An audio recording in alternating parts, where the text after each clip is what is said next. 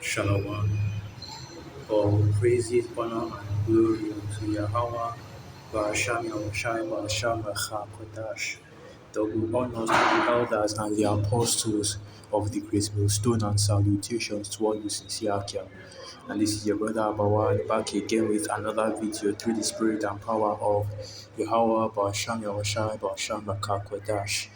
And the title of this video will be something along the lines of, the people of this world, or the people, or you don't understand the meaning of the word, because it's just like the apostles say, really, starting from these wacky Christians and you people in the world, there are a lot of words that are used in the scriptures, not just in the context of the scriptures, right? Because some words have different meanings in the context of this of reading the scriptures and in the normal use of the word. But you Christians and you people that are in this world, you don't understand the meaning of words, the meaning of a lot of these words that you use daily, right? And since we being the men of the Lord, we go into the root words, we go into the etymology, which is the truth of the words, we go into the definition and the understanding of these words and bring out the full and complete understanding, okay? And the word that, all you Christians out there, you wacky Christians and you people of this world do not understand is the word love. And this word, it's a beautiful word, but it has been corrupted, right, by Esau, Edom, and his wickedness and his, that corruption, or the corrupted version or the corrupted idea of this word has been spread throughout all the earth. And now people use this word without understanding what it means. You don't even know what it means to love. But you have so many people out here that will say that, oh, well, they do love. But this is so we'll start from the definition of the word love and we'll go into the love according to the scriptures, because that's the only true way to understand what it means to love, by going by the scriptures, right? Because there is only, the purest form of love that exists, which is the love that the Most High Yahweh Basham Yahweh Shai has for the nation of Israel. And that is, right, the level of love that we should aspire to have, or we should look to whenever we want to say that we have love. So, this is the definition of the word love: strong affection for another arising out of kinship or personal ties, attraction based on, and really it's just the first, and really this definition doesn't really count, but anyway, attraction based on sexual desire, affection and tenderness felt by lovers, affection based on admiration, benevolence, or common interest. And really what you understand that love is just, affection, right? That's the affection, to show affection or compassion for somebody else. And well, I also get the etymology of the word love, and it goes back to the Old English lufu, feeling of love, romantic sexual attraction, affection, friendliness, the love of God. And really, that's where the root of the word love comes from, because it goes back to love in terms of the love of the Most High, love of God, or the love, literally love of God, being the love from the Most High. Okay, to continue on, love as an abstraction or personification, from Proto-Germanic "lubo," the source also of Old High German "liebe," joy, or the German "lieb," love, Old Norse "friesen," Dutch, German "lob," meaning to praise, Old Saxon "loif," and the different words, different root words for the word. And really what the word goes back to is, the show of affection. Okay, let's just put it like that. So this is the book of Matthew 22, verse 37. The Hawashai is, okay, Matthew, it's like I need something at the top. Matthew 22, verse 36. Master, which is the great commandment in the law? And Jehoshua said unto him, Thou shalt love Yahweh thy power with all thy heart, and with all thy soul, and with all thy mind. This is the first and great commandment. Right, so love begins from, showing love to the Most High, Yahweh Hashem, Yahushua, Hashem, Rakakodash, and because, the Most High, Yahweh Hashem, Yahweh Hashem, Rakakwadash, did show love to our people. And you can see, that through Him choosing our people out of all the nations to be a people unto Him, giving us the laws, the statutes, and the commandments, and even introducing and bringing that covenant that He made with the forefather Moses and with the fathers during the time when we were in the Holy Land. Because all those things were a show of love, right? A sign of the affection that the Most High, Yahweh Hashem Yahweh had towards us. Now, Matthew 22, verse 39. And the second is like unto it, thou shalt love thy neighbor as thyself. On these two commandments hang all the laws and the prophets. Right, so basically, when you go through all the laws that are in the scripture, this is where I decided to read this precept first. When you go through all the laws that are in the scriptures, right, it all boils down to showing love to the Most High, Yahweh Hashem Yahweh, and showing love to your neighbor in the way, not through words, but through actions. And I've said this many times before, and I'm saying this right now again, that really the only people that are showing anybody love in this kingdom right now is the men of the Lord, right? Because one thing that's, let me get that precept.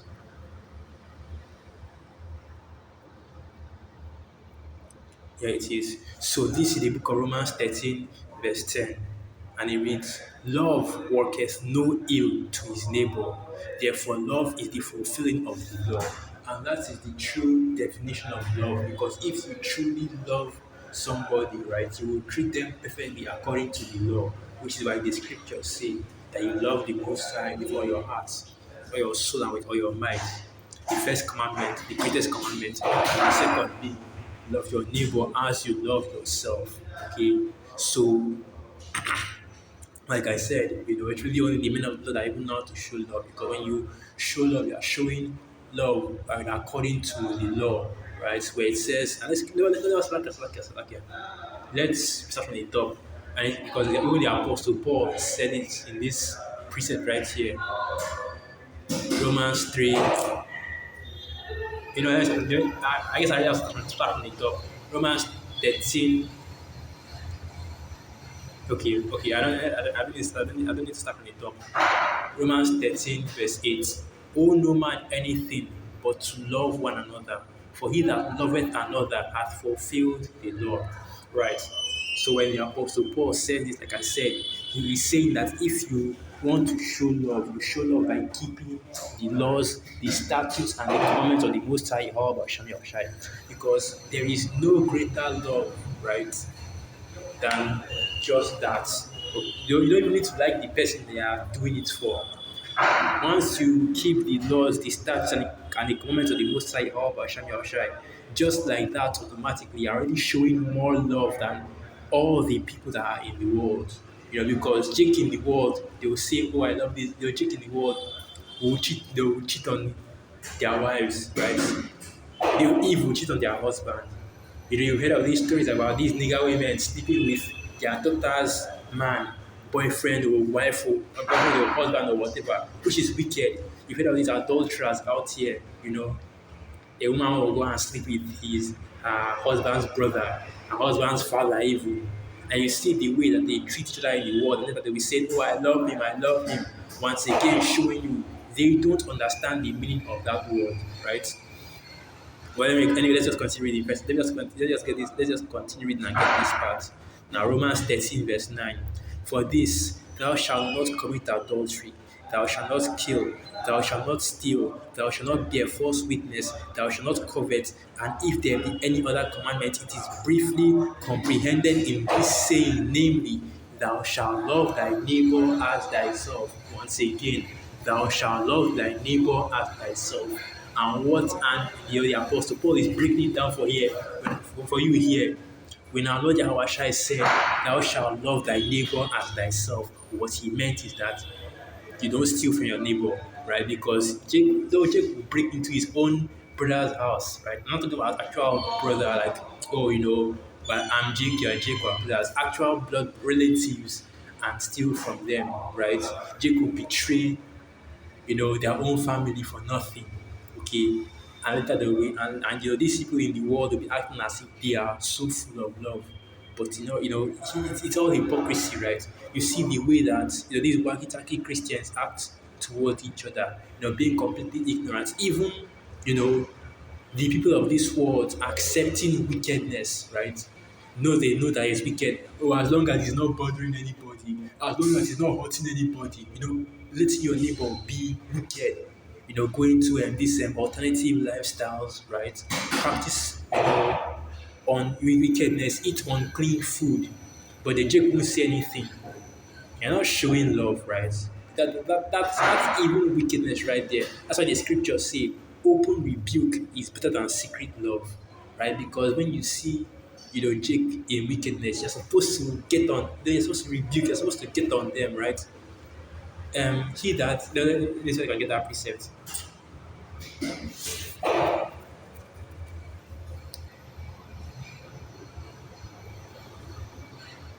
I've forgotten that precept good, but basically,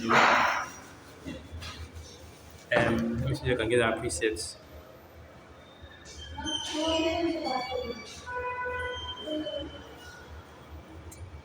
Rebuke them sharply. That's one. But the one I want to get is let me just get this one first. So this is the book of Titus 1, verse 13, and it reads, this witness is true. Wherefore rebuke them sharply, that they may be sound in the faith. Right, and that's another great showing of love. Let me not say that there is no greater love, but that's a great showing of love right there. Love your neighbor as you love yourself. And that means that when you see Jake going off, you're supposed to rebuke, you're supposed to put Jake, right? Put your brother. And the reason I'm saying Jake, the reason I'm saying Israelites, the so-called Negroes, Latinos, and Native American Indians is because this love that we have in this truth for one another, the love of the Most High, Yahweh Hashem Yahushai, and the love for your neighbor does not apply to the heathen. It only applies to the elect of the nation of Israel on this side, right? And that is who it applies to, That's why the scriptures say, rebuke them sharply that they may be sound in the faith. You're supposed to rebuke your brother, you're supposed to rebuke your fellow Israelites when you see them going off. Because that's a showing of love. Let me see if I can get this precept. But now this precept goes, let me see if I can find it.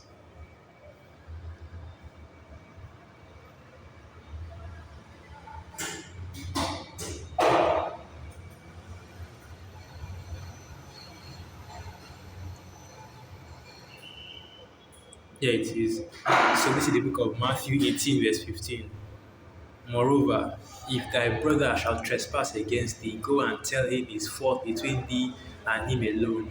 If he shall hear thee, thou hast gained thy brother. But if he will not hear thee, then take with thee one or two more, that in the mouth of two or three witnesses every word may be established.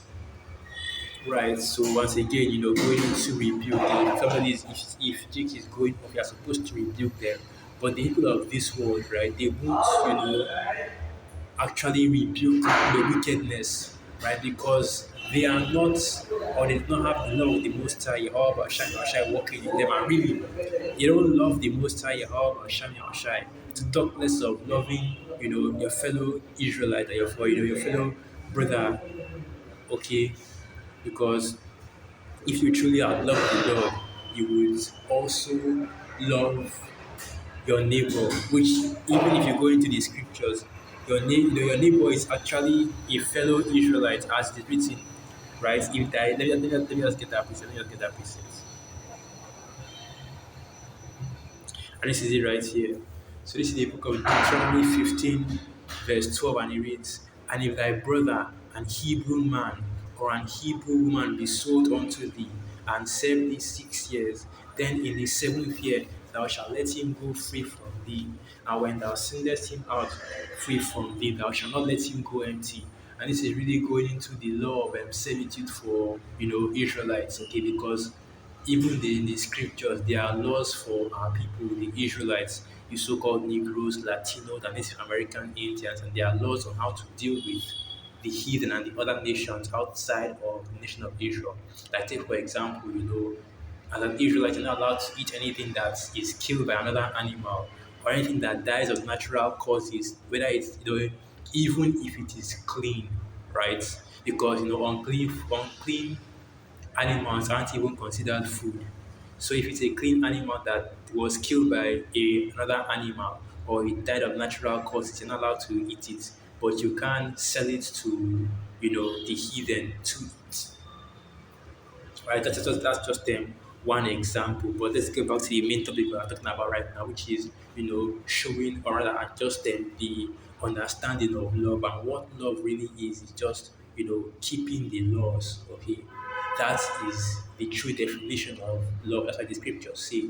Love is the fulfillment of the law because love is the keeping of the law. You can read through the law and you see that, whenever you read through the laws, okay, that if you keep all those laws, basically, whoever you keep all those laws, or if you keep all those laws, basically, that's a showing of love right there because every single, you know, let me just get that piece, let me just get the precepts of that church. So if I just keep on talking, I'm just going to butcher it. Let me just get these precepts.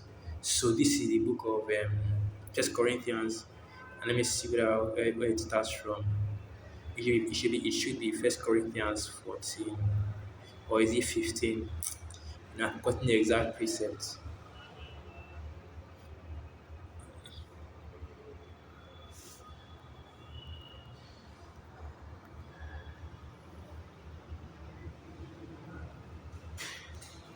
Hold on, so, okay, I'm trying to remember the precept.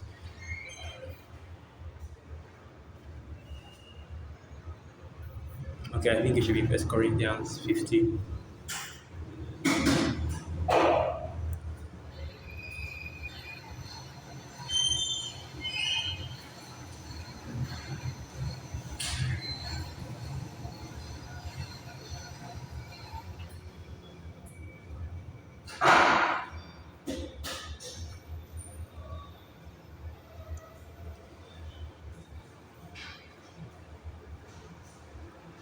Okay, it says Corinthians 13.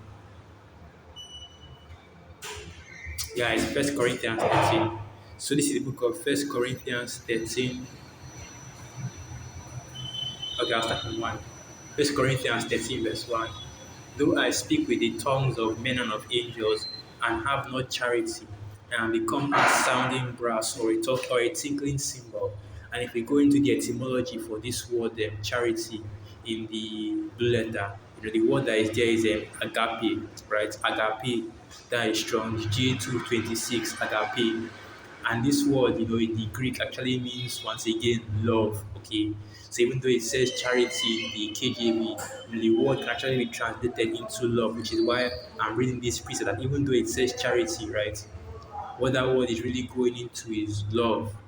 Agape strong G26. Strong's G26. Agape. Agape. So, and its outline is affection, the definition or the outline of biblical usage: affection, goodwill, love, benevolence, brotherly love, love, and faith. And if you type in agape, the definition or the modern definition, basically what it means is the love. Let's just do that real quick, just to show you what that means. And it means,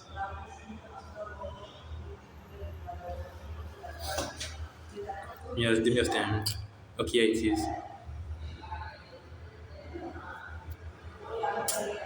Hold on, so like that. I forgot that I heard that this agape has multiple meanings. It can also mean your mouth is open. Let me do it like this: agape love. That's the best way to do it, right? Agape love. Let us get this. In Christianity, agape is the highest form of love, charity, and the love of God for man and of man for God. And that's really what agape is love is going into. Because if you go, if the word agape means can mean both love, but can also mean mouth is open. But when we talk about agape when we talk about love in the scripture, we're talking about the love of the Most High, the Jehovah Shammah Shai. Both the love from the Most High and the love of the church, the men of the Lord, the elect have for the Most High, Jehovah Shammah Shai Shamra Kabadash. Now, First Corinthians 13, verse 1. Though I speak the tongue with the tongues of men and of angels and have no charity, I am become a sounding brass or a tinkling cymbal. And though I have the gift of prophecy and understand all mysteries and all knowledge, and though I have all faith so that I could remove mountains and have no charity, I am nothing.